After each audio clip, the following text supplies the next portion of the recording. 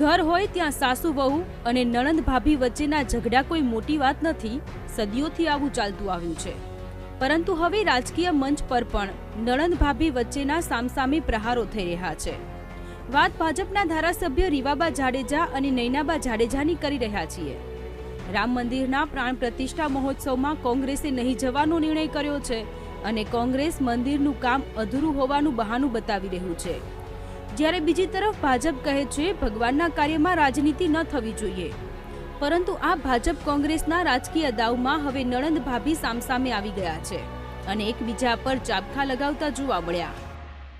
ની વાત આવે ત્યારે કોઈ રાજનીતિની વાત નથી થતી, ત્યારે કોઈ વ્યક્તિ વિશેષ કે કોઈ પાર્ટી વિશેષ આ કાર્યક્રમ નથી. આ પ્રભુ શ્રી રામને અને જે કરોડો ભારતવાસીઓની જે આસ્થા પ્રેમી જનતા છે એને એમની આસ્થા એમની શ્રદ્ધાને આ વધામણા અને પ્રભુ શ્રી રામના જ્યારે અવસર હોય ત્યારે એ સૌએ સાથે મળી અને આ 500 વર્ષથી જે એક પેન્ડિંગ પ્રશ્ન હતો ત્યારે આપણા આદરણીય વડાપ્રધાન શ્રી ના માધ્યમ દ્વારા પ્રભુ શ્રી રામનો જ્યારે પ્રાણ પ્રતિષ્ઠા મહોત્સવ થવા જઈ રહ્યો હોય ત્યારે રાજનીતિથી ઉપર ઉઠી અને ધર્મપ્રિયતા અને પ્રભુ શ્રી રામને આપ સૌ બધા આવકારીએ એવી જ આપ સૌને અભ્યર્થના છે કે ભક્તિ અને સંસ્કાર અમારે તમારી પાસેથી શીખવાની જરાય જરૂર નથી.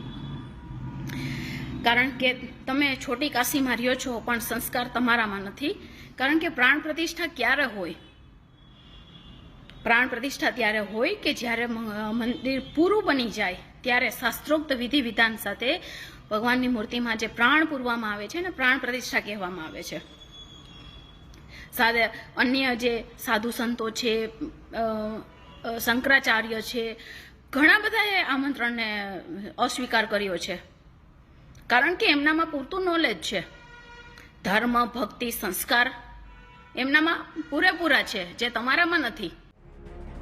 મહત્વનું છે કે આગામી 22મી જાન્યુઆરીએ અયોધ્યામાં ભવ્ય પ્રાણ પ્રતિષ્ઠાનો કાર્યક્રમ યોજાવા જઈ રહ્યો છે, જેમાં બાપુ અને બાને એટલે કે રવિન્દ્ર જાડેજા અને રીવાબાને પણ આમંત્રણ મળ્યું છે અને તેઓ જવાના પણ છે.